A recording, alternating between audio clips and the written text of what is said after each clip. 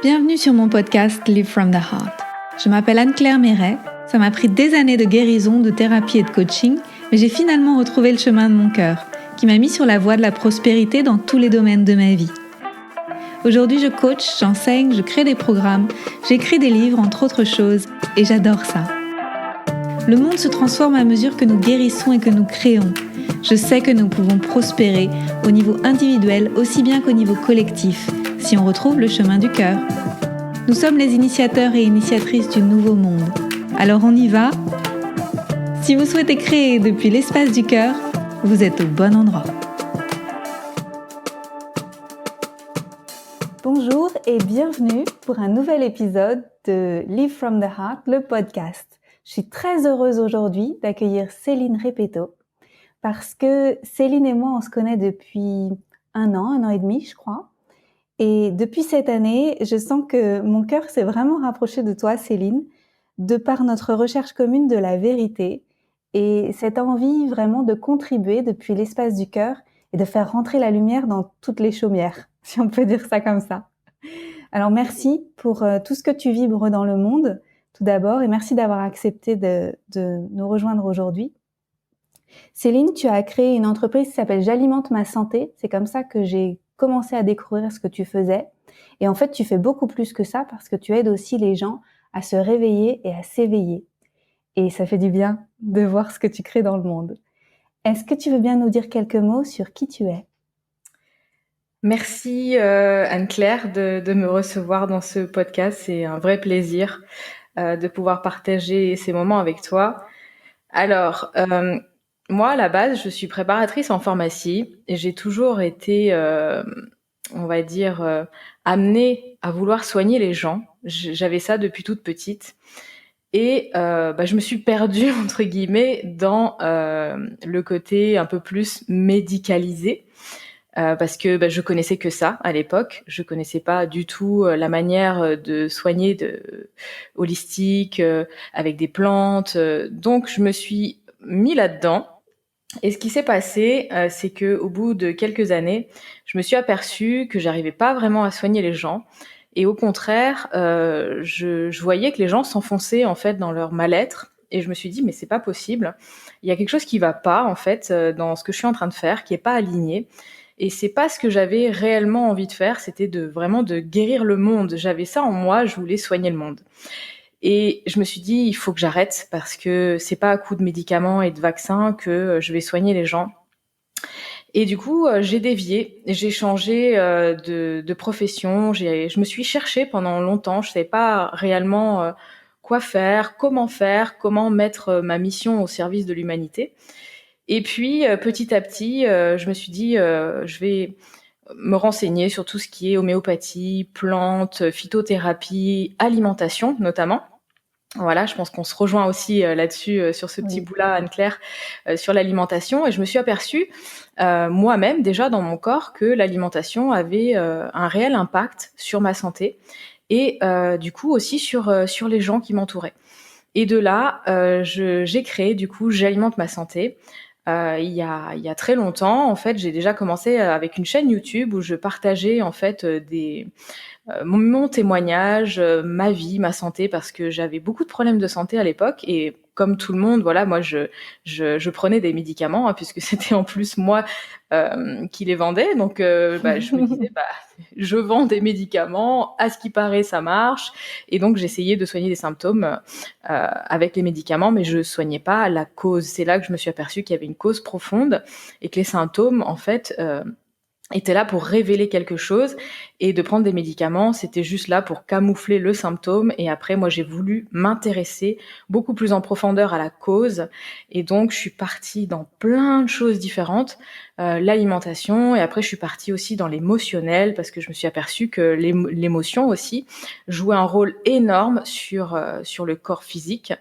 Et voilà, c'est de là qu'est né en fait J'alimente ma santé, et j'accompagne de manière holistique des femmes. Moi, je travaille essentiellement avec des femmes à retrouver une santé optimale, un bien-être émotionnel aussi, parce que la plupart du temps, c'est des femmes qui viennent me voir qui ont un problème avec l'alimentation, qui ont un problème avec leur poids, avec leur image, avec leur confiance en elles.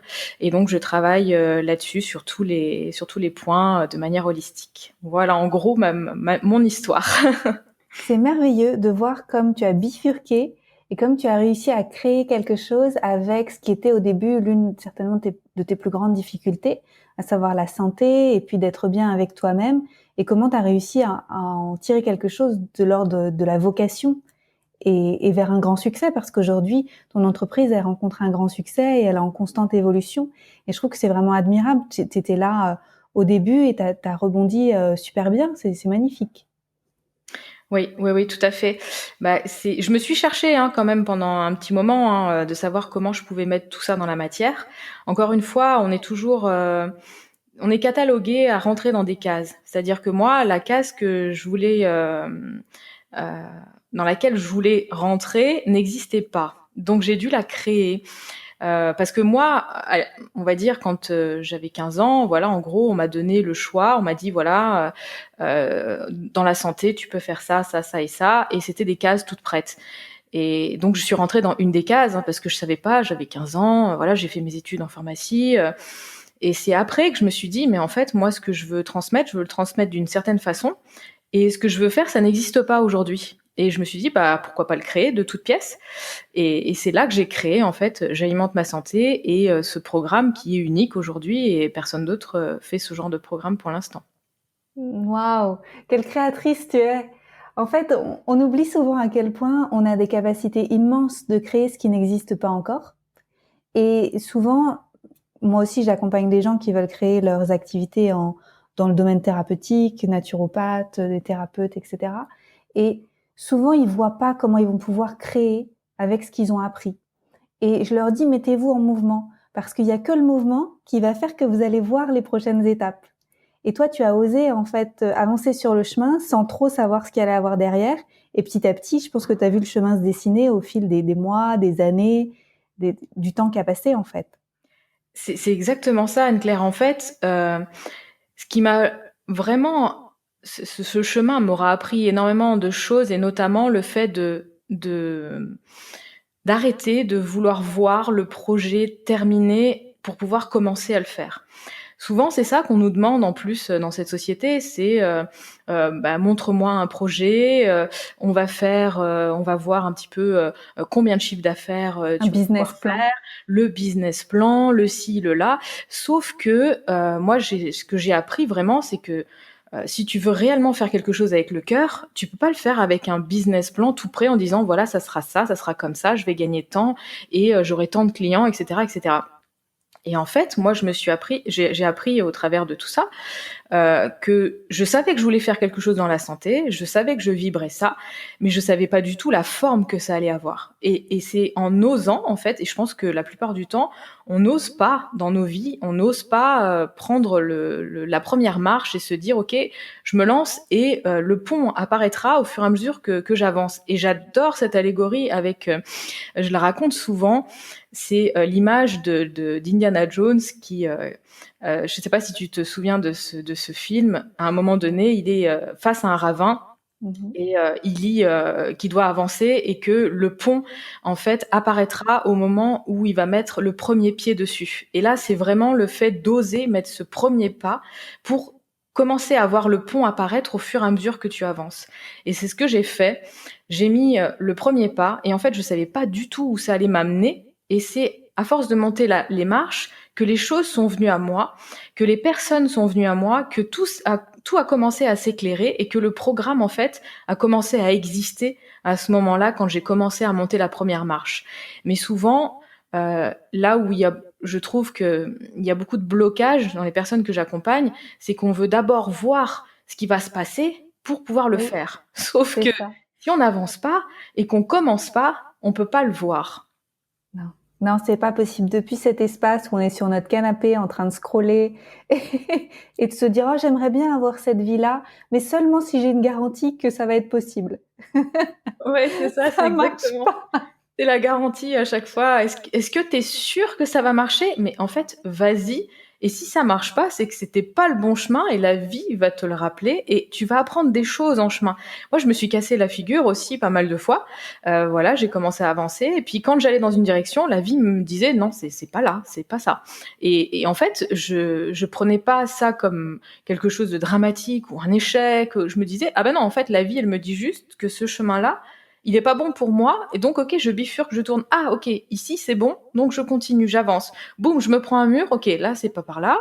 Donc et c'est comme ça en fait la vie. Et souvent les personnes arrêtent dès qu'il y a un échec ou qu'on se prend un mur parce on le prend comme quelque chose de négatif, alors qu'en fait c'est juste que la vie elle te trace un chemin et les murs sont là pour te rappeler que tu t'écartes de ton chemin en fait, du chemin du cœur. Waouh, c'est précieux ça parce que en fait, on a pris l'habitude de mettre des étiquettes sur ce qui nous arrive en disant c'est pas bien ou c'est bien. Et quand c'est pas bien, j'aime pas, alors je vais arrêter. Enfin, je vais arrêter, je vais rentrer dans ma coquille. Alors qu'en fait, le monde, il nous envoie pas des messages positifs ou négatifs, il nous envoie des messages tout court. Et nous, faut qu'on arrête de mettre des étiquettes parce qu'en fait, il nous envoie des messages tout simplement pour nous réorienter. Exactement, oui, oui, c'est ça. C'est OK, boum, ah bon, bah d'accord. Et c'est cet état d'esprit en fait que j'ai appris au fur et à mesure et ça m'a vraiment forgée en tant que femme, hein, de pas en faire une affaire personnelle, de me dire que ce que j'ai prévu moi avec ma petite tête, c'est pas forcément ce que la vie a prévu pour moi, pour que j'évolue, et que du coup, bah, j'accepte à chaque fois qu'il se passe des choses, je l'accepte et toujours de se dire est-ce un bien, est-ce un mal. Sur le moment, c'est quelque chose qu'on ressent comme quelque chose de mal ou qui nous fait mal, mais on voit pas l'enseignement qu'il y a derrière et on le voit plus tard et on se dit ah oui d'accord j'ai eu ça pour me montrer que j'avais ça et ça et ça et du coup après la vie on la prend complètement différemment et il n'y a pas de bien, il n'y a pas de mal, il y a juste des choses qui nous arrivent, c'est un fait sur le moment et on progresse au fur et à mesure comme ça. Ouais. Et puis tout à l'heure, quand tu parlais d'Indiana Jones, je t'ai imaginé, tu sais, prendre sa place avec le chapeau, tout ça, sur le pont. Et j'ai imaginé aussi que dans ton sac à dos, dans ton sac, en tout cas avec lequel tu voyages et tu vis tes aventures, t'as pas forcément toutes les ressources qui sont déjà disponibles au début. Et c'est comme si elles apparaissaient par magie au fur et à mesure que tu avances sur le pont. Et petit à petit, tu te rends compte que, ah, j'avais cette ressource, mais je l'avais pas vue tant que j'étais pas dans la disposition d'avoir à l'utiliser. Exactement, oui, oui, c'est ça. Ah bon, bah en fait, ou alors quand des fois tu as des peurs en toi, tu te dis ah j'ai peur de ci, j'ai peur de ça, et quand tu vas dans ta peur, tu dis mais en fait j'avais peur parce que c'est une expérience que j'avais encore jamais vécue. Mais en fait les ressources je les ai, sauf que je savais pas que je les avais. Et maintenant que je sais que j'ai les ressources, cette peur elle disparaît. Et ça c'est magnifique aussi. Mmh. Waouh. Et comment tu gères tes émotions quand les choses, elles deviennent un peu plus compliquées? Qu'est-ce que tu as comme truc qui te plaisent le plus? Tes outils? Alors, euh, alors c'est peut-être ça marche assez bien avec moi. J'ai mis dans mes toilettes en fait beaucoup de phrases, de choses qui me ramènent à certaines choses où des fois je sais que je peux sortir du cadre ou dévier ou repartir vers des choses négatives ou vers des pensées négatives. Et ce qui me revient souvent, c'est parfois je peux avoir des pensées qui viennent en boucle, euh, me polluer en fait mon atmosphère et polluer mon environnement et mon moment présent. Et c'est d'avoir régulièrement conscience que je suis dans mes pensées et que je suis pas dans le moment présent de ce que je suis en train de faire. Parce que le moment présent, pour moi, c'est vraiment là l'espace du cœur. Quand on est vraiment à sa présence pleinement, à ce qu'on est en train de faire, et qu'on n'est pas dans les pensées en train de ruminer ou en train de se dire qu'il va se passer ça, ou que je dois faire ci, ou que je dois faire ça. Et toujours ce côté de revenir. Et ça, c'est un travail aussi que je fais au quotidien, parce que être 100% dans le moment présent, c'est pas quelque chose de super facile, surtout quand au début on n'y est jamais et qu'on est beaucoup dans ses pensées. Moi, c'était mon cas. J'étais toujours en train de ressasser des choses qu'on m'avait dit, des moments qui s'étaient passés, des choses qui allaient m'arriver aussi dans le futur. Je ressassais beaucoup de choses et ce qui faisait que du coup, mon moment présent était pas présent. Il n'était pas là en fait. J'étais pas dans mon espace du cœur. Donc ce qui me revient souvent, c'est ça, et je me mets des petits pense-bêtes en fait à droite à gauche pour toujours me rappeler qu'il faut que je revienne à mon moment présent et toujours me dire: «Est-ce que je suis dans une de mes pensées récurrentes qui est là dans ma tête ou est-ce que je suis vraiment à ce que je suis en train de faire, là, ici et maintenant?» Donc ça, c'est mes petits pense-bêtes que j'ai un petit peu partout, voilà, pour me rappeler, qu'il faut que je revienne à mon moment présent et je sais que c'est quelque chose pour moi qui a été assez difficile parce que j'étais beaucoup, beaucoup là-dedans et il fallait que j'ai des choses constamment pour me rappeler que j'y étais pas. Voilà. Waouh, merci pour ton partage. C'est vrai que c'est pas comme ça qu'on nous a appris la vie en fait à l'école. Il y avait beaucoup de planification, beaucoup d'organisation. On était toujours très tourné vers le succès du futur les choses du futur qu'on essayait d'obtenir. Et puis on est aussi dans une société qui valorise beaucoup les choses du passé, s'attacher aux vieux trucs, les vieux fonctionnements, etc. Et en fait, ça veut dire s'affranchir de tout ça. Et c'est pas facile. Il faut du courage, mais c'est vrai que je partage ce chemin que moi aussi j'ai fait et que je fais parce que c'est tous les jours en fait, c'est une attention de tous les instants. Je trouve que c'est quand même de plus en plus facile. C'était plus dur au début. Oui. Pour toi aussi? Oui, oui, ça a été très, très dur au début parce que ça me demandait une concentration énorme et en fait, j'avais beau me dire, «OK, heu, ça y est, je suis dans le moment présent» et boum, le petit vélo qui repart et en fait, le petit vélo, il prend une proportion, en fait, enfin, je sais pas si c'est chez moi ou si c'est chez tout le monde, mais en tout cas, pour ma part, j'ai un cerveau en arborescence et je peux faire 50 fois le tour de la terre sur un mini truc qui m'arrive, en fait. Et ça, des fois, c'est épuisant. Autant ça peut être génial parce que du coup, je trouve des idées très très vite et je peux très vite démêler une pelote de laine parce que j'ai le cerveau qui fuse très très vite. Mais autant dans les choses négatives, il peut aller très très loin et m'emmener très loin dans le négatif. Donc oui, au début, c'était vraiment une présence constante et c'était même épuisant de le faire. Et ce qui se passe aussi, je m'étais aperçue quand j'étais dans cette phase où la négativité prend le dessus, j'arrivais très très peu à en sortir en fait au début. J'arrivais très peu à en sortir. C'était waouh, le négatif était tellement autour de moi, tellement présent, tellement je me faisais des peurs, je me projetais des choses que j'arrivais plus à revenir dans le moment présent. Qu'est-ce qui se passe quand tu reviens dans le moment présent? Comment tu te sens? Comment ça se représente pour toi? Mais je me sens plus légère. Je sais pas, je me sens comme connectée en fait à ce que je suis en train de faire, aux énergies subtiles, à l'intuition, et je suis guidée et je sens qu'il y a pas d'interférence à ce moment-là. Mmh. Les pensées me créent énormément d'interférences et m'empêchent d'être dans le moment présent et dans l'intuition en fait de ce qui se passe. Oui, merci, c'est beau. Tout à l'heure, avant que je lance l'enregistrement, tu as évoqué le mot que je trouvais magnifique. Tu as dit que quand tu étais bien dans ta mission de vie, tu sentais que c'était comme une colonne de lumière Ouais. et c'est ça, en fait. Oui. Ouais, ouais, ouais, c'est vraiment ça. Hem, j Quand tu es vraiment dans le moment présent et dans ce que tu fais et ce que tu aimes faire, c'est comme si tu disparaissais, en fait. Il y a un côté de toi qui disparaît. C'est très particulier comme sensation et il y a cette colonne de lumière et en fait le temps, tu le vois plus passer, plus rien n'a de il y a plus de no tu plus de notion du temps, en fait, à ce moment-là. Oui et qu'est-ce que tu as pu observer, toi, au fur et à mesure que tu étais plus connectée à ton cœur et plus présente finalement, c'est la même chose. Qu'est-ce que tu as aperçu qui changeait dans la matière? C'est-à-dire au niveau de tes relations avec les autres, de ton entreprise, de tes rencontres? Comment tu as aperçu que ça se transformait? Qu'est-ce qui s'est passé? Bah, déjà, j'étais beaucoup plus, à l'écoute et en réception des autres parce que quand on est dans ses pensées, dans sa négativité et cetera, on n'arrive pas vraiment à écouter, en fait, les personnes qui sont en face.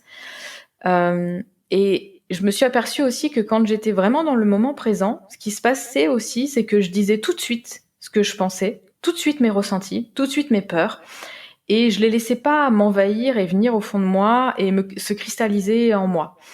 Donc ça a été, vraiment des choses qui a été dur pour moi, hein, parce que j'ai toujours eu l'habitude de tout renfermer, de tout garder pour moi, de tout ruminer, parce qu'en fait, j'avais ce côté où je voulais qu'on m'aime, je voulais, que les autres m'aiment, je recherchais l'amour à l'extérieur. C'était énormément des choses chez moi qui ont été récurrentes et j'ai mis beaucoup de temps, en fait, à me libérer de ça. Bravo. Et c'est encore en chemin d'ailleurs. Voilà, j'ai encore des petites choses à travailler là-dessus.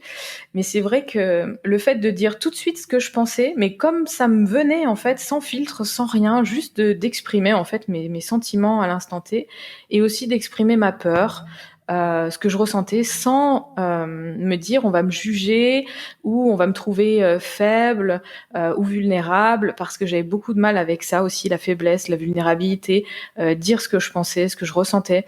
Et maintenant que je le fais, parce que je suis vraiment dans ce moment présent, et je laisse plus toutes ces pensées parasites m'envahir et du coup créer des choses négatives en moi qui vont ruminer, qui vont être ressassées et après du coup qui vont se transformer en émotions et en sentiments.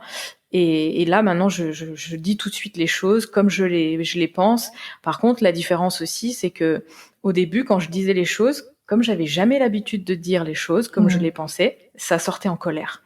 Ah ouais. Et donc, chez moi, ça a été très difficile.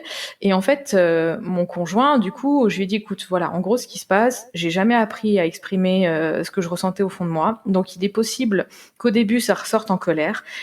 Merci de prendre compte en considération comme je suis. Hein, voilà, j'ai un travail à faire là-dessus. C'est pas contre toi. S'il y a de la colère, au début, j'ai besoin de sortir les mots et comme j'ai jamais appris à le faire, ça ressort un peu comme une mitraillette. Et celui qui est en face, il s'en prend plein la figure. Mais bon, vu on s'est dit voilà, je dois travailler là-dessus et je dois apprendre à dire les choses. Et je lui ai dit, écoute, est-ce que tu peux aussi peut-être prendre sur toi au début et avoir conscience que c'est pas après toi que j'en ai, c'est juste un travail personnel que je dois faire. Et peut-être ça va sortir comme ça, en colère, en méchanceté. Et après, au fur et à mesure, je vais apprendre à dire les choses différemment et à prendre sur moi et à pouvoir quand même communiquer les choses, mais beaucoup plus légèrement et dans la communication bienveillante. Et ça, j'ai eu beaucoup de mal. Et heureusement que j'ai eu un conjoint en face qui était tolérant là-dessus et qui a compris que j'avais un travail à faire là-dessus et que qu'il devait pas en faire une affaire personnelle. Et tout ça, ça fait travailler tout le monde dans l'histoire. C'est ça qui est génial. Et du coup, maintenant, c'est beaucoup mieux. J'arrive beaucoup mieux à exprimer tout de suite ce que je ressens, à pas le garder pour moi et à le dire de manière bienveillante, sans y mettre de l'amertume ou de la colère. Et voilà, ça a été tout un chemin aussi pour moi à faire ça. Wow. Et vous êtes très inspirants tous les deux, parce que j'ai la chance aussi de connaître ton compagnon, et c'est vrai que vous vous entraidez beaucoup. Il y a beaucoup d'amour, ça se voit, et vous avez envie que chacun soit la meilleure version de lui-même. Et ça se sent dans vos partages, et vous êtes aussi très généreux de vos partages et de ce que vous apprenez à propos de votre couple et à propos des émotions et tout ça. Et donc, vous qui nous écoutez, n'hésitez pas à suivre Céline parce que vous allez trouver plein de trésors aussi dans ce domaine-là. Mm. Oui, oui, oui, on s'est rencontrés il y a 6 ans et ça a été une évidence en fait. Et bon après, nous on a regardé un petit peu des choses sur les flammes jumelles et là je me suis dit bon il y a quand même beaucoup de choses où on se retrouve en tant que flamme jumelle et ça a été dur au début parce que chacun avait énormément de points à travailler et ce qui a été compliqué dans notre couple, c'est que on se renvoyait tout le temps des miroirs sans arrêt, hein, on était le miroir l'un et l'autre et en fait, ses difficultés à lui, à s'exprimer, etc., etc., ou aussi son côté très indépendant, un peu comme un chat qui vraiment, il faut pas l'embêter, tu vois. C'est lui qui décide quand il veut venir. Et du coup, moi, ça m'a fait travailler énormément ma dépendance affective. Ça m'a fait travailler mon manque d'amour. Ça m'a fait travailler que l'amour, il fallait que j'arrive à le générer par moi-même et que j'arrête de l'attendre de l'extérieur. Et lui, ça lui a fait travailler beaucoup de choses aussi de son côté. Donc on s'appuyait sans arrêt en fait sur nos boutons respectifs qui nous faisaient très très mal.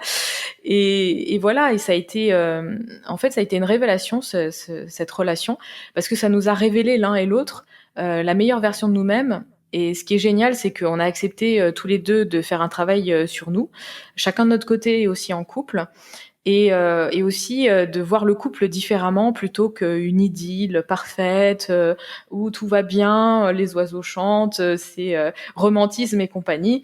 Et plutôt, tu vois, notre couple, ça a été un gros développement personnel, je dirais. Et voilà. Et en fait, on est super heureux d'être ensemble.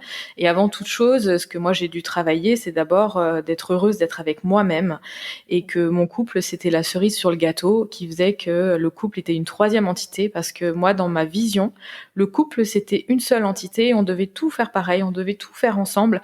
Et en fait, l'un et l'autre, du coup, s'oubliaient complètement. Et j'avais pas conscience en fait au début, parce que j'étais vraiment très novice sur la vision du couple. Et pour moi, c'était voilà, fallait qu'on soit H24 ensemble, fallait qu'il me montre tout le temps qu'il m'aimait. Voilà, donc ça a été un gros travail sur moi. Et maintenant, du coup, c'est tout est apaisé, parce que je suis plus dans l'attente de quoi que ce soit. Je vis pour moi avant toute chose, dans mon espace à moi, et je génère moi mon espace d'amour. Lui génère le sien. Lui a besoin de beaucoup de solitude. Moi, j'ai besoin de beaucoup de présence. Et du coup, on a appris tous les deux à venir un peu dans le monde de l'autre, sans entacher, on va dire, le monde de l'un ou de l'autre. Mais on arrive à vivre très très bien maintenant comme ça, parce que on a réussi à apaiser nos émotions par rapport à plein de choses, et surtout par rapport à nos blessures. C'est génial. Tu sais, quand je pensais à toi pour t'inviter à ce rendez-vous, il y avait le mot vérité qui Mm. résonnait à l'intérieur de ma tête et de mon cœur certainement, parce que pour moi, tu as fait un super beau chemin pour trouver ta vérité et la partager avec les autres. Et c'est vrai qu'au début, bah oui, c'est peut-être sorti comme des mitraillettes, mais je te connaissais pas à cette époque-là. Et, et bravo, parce que c'est inspirant, parce qu'on sent qu'aujourd'hui, cette vérité, elle est posée. Mhm. Tu Oui, vois, oui. elle est dans une vraie justesse. Et on le voit quand tu partages, ce que tu as créé un nouveau compte récemment, Artisan de Lumière, et tu partages la vérité telle qu'elle est, Ouais. et pour éveiller, réveiller, peu importe, les gens qui sont prêts. Et c'est super beau, parce que c'est fait avec beaucoup de lumière, c'est fait avec beaucoup d'amour. Ouais, j'ai un gros besoin de vérité. Et j'ai beaucoup de mal avec le mensonge, avec la manipulation. C'est quelque chose en fait dans mon système où je tolère pas, hein. C'est marrant, parce qu'avant j'avais plus tendance à me laisser faire par ces gens-là, à me laisser manipuler. Je voyais pas, j'avais un côté très naïf comme ça, où pour moi tout le monde était beau, tout le monde était gentil, tout le monde était les bisounours. Dans ma tête, voilà, je vis dans mon système, et mon système, il est sans violence, dans la vérité, avec une grande justice, avec une grande justesse aussi. Et pour moi, tout le monde était comme ça, tu vois. J'arrivais pas à comprendre que certaines personnes pouvaient mentir, manipuler, faire des choses euh, exprès pour faire le mal. Enfin, j'avais vraiment dans mon système, c'était dur à accepter, et jusqu'à ce que je me dise, ok, d'accord, voilà, des personnes comme ça existe. Et j'ai appris à les reconnaître, à m'en protéger, parce qu'au début, je comprenais pas, je me laissais berner. J'ai été dans 2 relations très toxiques avec 2 pervers narcissiques à la suite. Et ce qui m'a révélé chez moi, en fait, que j'avais un problème aussi d'affirmation de moi-même. J'avais un problème de pouvoir dire ce que je pensais. À l'époque, voilà, je ravalais tout, je disais rien. Mais ces relations m'ont permis d'évoluer aussi, hein. Je pense que ces relations étaient là juste pour me montrer que j'avais trop de naïveté, ou que je me laissais trop faire, et puis que je disais pas ce que je pensais. Et maintenant, c'est vrai que là, moi, je me laisse pas faire, je me défends. Et souvent je me disais, si je dis non à quelqu'un, ça va lui faire du mal, ou si je dis ce que je pense. Et j'osais pas en fait m'exprimer et dire ce que je pensais, parce que je voulais pas faire du mal aux gens à l'extérieur en fait. Mm. Oui, et ça a changé. Et Oui. maintenant, peut-être que ce qui s'est passé précédemment, c'était aussi pour te préparer à quelque chose de l'ordre d'un changement mondial assez énorme, où en fait aujourd'hui tu es capable en fait d'être debout et d'être une leader même, hein, et de dire bah non, tout simplement non, avec amour et avec puissance, parce que tu as appris à dire non par le passé. Oui, merci à ces manipulateurs parce Oui, que aujourd'hui, je peux voir à quel point on est manipulé dans ce monde. À quel point on nous manipule dans tout ce qu'on va nous dire, dans à la télé, et c'est pareil, tout ça, moi je voyais pas qu'on était manipulé. C'est Je me dis: «Bon, bah, c'est ce qu'on nous dit à la télé, c'est la vérité», pour moi, c'était la vérité, hein, à l'époque, hein, et là, je me suis dit: «OK, là, je vois vraiment quand on nous manipule, quand on nous ment». Et je vois leur stratégie parce que du coup, bah, j'ai pu voir, quand j'étais en couple, la stratégie de ces personnes-là et comment elles agissaient, et c'est juste un copier-coller, de ce qui se passe dans nos gouvernements, la manière dont on nous manipule et tout, et donc moi, c'est ce que je dénonce aujourd'hui, c'est, ce mensonge, cette manipulation qui est, ouverte, comme ça au grand public, et que la plupart des personnes ne s'aperçoivent pas, en fait, de tout ça, que c'est un grand mensonge, manipulation dans tous les sens, et je dénonce ça parce que pour moi, je n'aime pas l'injustice, et moi ce que je voudrais, c'est juste vivre, qu'on vive tous dans un pays libre, qu'on soit libre et qu'il y ait plus de hiérarchie au-dessus de nous, parce que je pense que chacun est responsable de sa propre vie, chacun sait ce qui est bon pour lui, et on n'a pas besoin d'avoir quelqu'un au-dessus de nous qui nous dit comment faire, quoi faire, et qui nous dicte ce qu'on a à faire ou ce qu'il ne faut pas faire. mmh. Oui, c'est vraiment un chemin de responsabilité, hein. Et si on en revient à ce qu'on disait tout au début, c'est le chemin de la responsabilité vis-à-vis de sa santé, vis-à-vis de son état émotionnel, de ses pensées, vis-à-vis de tout ce qu'on choisit au quotidien, nos choix, nos actions. Et petit à petit, on ouvre son cœur, on le réouvre, parce que moi je suis persuadée que quand on arrive sur cette terre, il n'est pas fermé. C'est le système qui fait que petit à petit on se met des carapaces, c'est les événements de la vie qui font qu'on se protège de plus en plus. Et petit à petit, on arrive de nouveau à l'ouvrir et à retourner dans une pleine présence et à reconnecter à la magie de la vie et de nouveau à prospérer. Parce qu'il y a une vraie prospérité. Tout à l'heure, quand je t'écoutais, voilà, sur ton chemin, ça n'a pas été facile tous les jours, mais on sent que tu as atteint un état de prospérité dans ta santé, dans tes amours, dans l'argent aussi. On n'en a pas parlé, mais c'est ton entreprise, elle est prospère. C'est, tout ça, ça mène à la prospérité. Mmh. Beh, en fait, moi, le seul mot que je pourrais dire, c'est juste se réapproprier tout. C'est-à-dire qu'aujourd'hui, on a tout laissé à l'extérieur. On a laissé l'extérieur guider notre âme, notre cœur, et c'est les autres qui guident pour nous. C'est le médecin qui dit ce qu'il faut que tu fasses, c'est la télé qui dit ce qu'il faut que tu manges, c'est les industriels qui mettent des choses dans ton assiette, c'est l'éducation qui te met des choses dans la tête. Et, et en fait, on n'est plus maître de ce qui est bon pour nous, et on le sait même plus. Voilà, la plupart des personnes que j'accompagne se posent même pas des questions. Quand ils mangent des choses, ils se disent même pas est-ce que c'est bon, est-ce que ça me fait du bien, est-ce que je me sens bien après, ou est-ce que je me sens mal, est-ce que j'ai mal quelque part. Ils sont complètement déconnectés de leur âme, déconnectés de leur corps, et c'est comme si on avait fait une société d'humains lobotomisés, qui allaient dans la vie sans se poser de questions, et qui juste, comme tout le monde fait ça, eh ben moi aussi, bah je le fais, et je suis dans le conformisme. Et ben tout le monde se fait vacciner, je me fais vacciner, tout le monde prend des médicaments, je prends des médicaments, tout le monde mange de la malbouffe, donc je mange de la malbouffe, et en fait c'est comme ça qu'on devient, dans ce cercle, à s'oublier soi-même et à oublier que on sait déjà tout, sauf qu'on nous a tout effacé de notre tête pour nous mettre un autre programme. J'ai l'impression qu'on nous a reprogrammés, en fait, comme des robots. Et moi, dans mon coaching, en fait, je déprogramme les gens. C'est-à-dire que je leur apprends à juste écouter leur voix, leur petite âme qui leur dit les choses, leur intuition. Et la plupart sont beaucoup dans le cerveau gauche, énormément dans c'est comme ça, beaucoup de croyances limitantes, alors qu'on est capable de choses incroyables. Le corps est capable de se régénérer d'une façon incroyable, mais on n'y croit pas. Et puis on laisse tout ça à l'extérieur, et on se dit que c'est l'extérieur qui va nous soigner, que c'est la sécurité sociale qui va prendre en charge nos problèmes de santé et de maladie. D'ailleurs, on le voit aujourd'hui, tout ce qui est gratuit, pour moi, voilà, moi, la sécurité sociale, la santé, elle est gratuite. Donc, c'est un dû, hein. Si c'est gratuit, il faut se poser une question. Tout ce qui est éducation nationale, on nous éduque, c'est gratuit. Donc, il faut se poser aussi la question.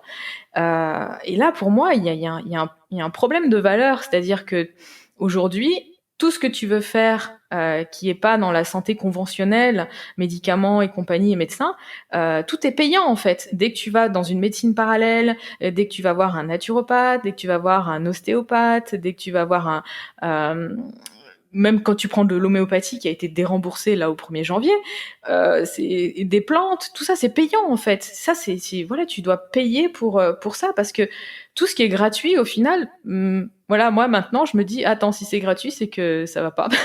Non, c'est que c'est pour t'asservir. Ouais, Oui, c'est ça. exactement. Ouais. Qu'est-ce que tu crois qu'il va se passer si demain tout le monde suit son cœur et se réveille et choisit un autre chemin? Ah ben si chacun suit son cœur, bah déjà il va y avoir des grandes vérités et chacun déjà va s'occuper de son petit jardin parce que je pense que le souci aussi c'est que tout le monde s'occupe des autres et donc bah, critique l'autre, rabaisse l'autre, dit à l'autre que c'est pas bien. Je pense que déjà si chacun pouvait s'occuper juste de son petit jardin, et je pense qu'il y a déjà suffisamment de travail dans le petit jardin, le sien, que d'aller s'occuper du jardin du voisin. Déjà on ferait un pas énorme. Et chacun suit son cœur, donc chacun va se positionner à la place qu'il doit occuper et qui est la sienne. Et donc chacun va jouer, vibrer sa note. Aujourd'hui, tout le monde vibre une note qui est pas la sienne. Et pour moi, c'est un gros bazar dans ce monde parce que la note qui est jouée aujourd'hui, c'est pas celle que le monde a envie qu'il soit jouée. Si chacun était à sa place, du coup, tout reviendrait à la normale en fait pour moi. Chacun devrait trouver ce pourquoi il est fait. Enfin, on trouve pas ce pourquoi on est fait, et je pense qu'on est surtout en train d'enlever les couches qui nous empêchent de voir qui on est vraiment. Et qui on est vraiment, bah, c'est ce qu'on doit faire au final. Oui, et on va retrouver l'harmonie. Et On va retrouver après une mélodie qui va être harmonieuse. On retrouve une belle musique douce et harmonieuse. Ouais. Est-ce que tu aurais un conseil pour quelqu'un qui oserait pas franchir le pas et suivre son cœur? Bah, je pense que la première chose qui nous empêche de suivre notre cœur, c'est la peur. Et c'est aussi la peur de pas être comme les autres. Parce que si on suit son cœur, forcément, on va déranger le commun des mortels qui suit une trame toute tracée par l'État, l'éducation, le gouvernement, etc., etc. Et je pense que si tout le monde se mettait à suivre sa petite voie et à enlever sa peur et à se dire, ok, bah maintenant j'accepte d'être qui je suis. Et accepter d'être qui on est, c'est accepter d'être différent des autres. Et accepter d'être différent des autres, c'est accepter de se faire rejeter par les autres. Parce que plus tu es toi, plus tu vas te faire rejeter par certaines personnes. Oui, jusqu'à ce que tu trouves ta famille de cœur. Jusqu'à ce que tu trouves ta famille de cœur. Parce que si tu es aujourd'hui avec un groupe de personnes et que tu portes un masque, entre parenthèses, ce qui nous arrive aujourd'hui dans ce monde, c'est uniquement des choses qui sont en nous. On a tous porté trop de masques, donc le monde nous rappelle qu'il faut arrêter de porter des masques. Parce que là, la plupart du temps, on porte un masque à la maison, avec son conjoint, avec ses amis, avec son patron, avec sa famille, et en fait, on n'est jamais vraiment nous-mêmes. Et si on était juste nous-mêmes tout le temps, dans toutes les circonstances, ben oui, peut-être on quitterait ce travail, peut-être on quitterait ce conjoint, peut-être que on dirait à notre famille que ils sont bien gentils, mais mais que voilà, c'est pas notre famille de cœur. Et ça aussi, je pense qu'il y a beaucoup de personnes qui ont du mal avec ça et qui sont attachées à la famille parce que mais tu te rends compte, c'est ma famille, je peux pas leur faire ça. Oui, mais si elles te font du mal et qu'elles t'acceptent pas et qu'elles t'aiment pas pour qui tu es, tu as tous les droits en fait de t'éloigner de ta famille, de sang. Voilà. Et souvent, on n'ose pas parce on va se faire rejeter par le clan. Et ça, c'est normal au début parce que on est un peu comme des animaux, hein. On a besoin de vivre en clan, on a besoin de vivre en relation avec les autres, et se faire rejeter, c'est jamais quelque chose de très agréable pour la plupart des gens. Et quand on accepte d'être soi-même, il faut accepter qu'on va se faire rejeter. Moi, c'est ce qui s'est passé quand j'ai accepté vraiment d'être moi-même. Tout le monde m'a rejeté. Oui, forcément, parce que tous les gens avec qui j'étais, je portais un masque, donc ils m'aimaient pour le masque que je portais. Ils m'aimaient pas pour moi profondément. Donc c'était tout à fait normal que je me fasse rejeter par ces gens-là. Et après, au fur et à mesure, j'ai accepté d'être qui je suis et j'ai attiré à moi ma famille d'âme, en fait, et les personnes qui vibrent comme moi, qui pensent comme moi, avec lesquelles j'ai même pas besoin de parler, on se comprend tout de suite, et ça fait un bien fou. Mais il faut accepter de passer par cette nuit noire de l'âme, un petit peu, je l'appelle, parce que c'est un peu compliqué cette période, on se sent seul, on sait pas encore vraiment qui on est, parce qu'on a joué un rôle et un jeu tellement pendant tellement longtemps que on sait pas. Attends, en fait, je suis qui Est-ce que je peux m'autoriser à être vraiment moi-même, parce que moi-même c'est ça. Et voilà. Donc je dirais le plus grand pas, c'est d'enlever les peurs d'être rejeté et les peurs tout simplement d'être qui on est, d'être soi-même. Merci, superbe. Merci beaucoup Céline. Merci pour tout et merci pour ta lumière et ce que tu offres au monde. Si les gens veulent en savoir plus sur ce que tu proposes, où est-ce qu'on peut te retrouver? Alors, j'ai une chaîne YouTube qui s'appelle J'alimente ma santé. Ensuite, j'ai un Instagram qui s'appelle aussi J'alimente ma santé. Donc ça, c'est pour tout ce qui est accompagnement pour les femmes, tout ce qui est émotionnel, prise de poids, alimentation, santé. Et ensuite, j'ai mon compte de cœur qui est Artisan de lumière. Et là, c'est le compte dans lequel j'ai été guidée, et voilà, c'est comme si j'avais pas pu faire autrement que de créer ce compte en voyant tout ce qui a commencé à se passer en mars. Et j'avais envie d'ouvrir les yeux aux gens, de dénoncer tout ce qui se passe. Et donc ce compte est né comme ça du jour au lendemain. J'ai pas très bien compris ce qui se passait, mais encore une fois j'ai écouté mon cœur et mon intuition qui m'a dit de faire ça. Et ensuite du coup j'ai commencé à faire des podcasts sur Artisan de lumière, et j'ai des podcasts aussi sur J'alimente ma santé, et ensuite il y a un site internet qui est j'alimentemassanté.com. Génial. Merci pour tout. Merci à bientôt toi. Céline. Merci Anne-Claire, à bientôt. Bye bye. Ciao.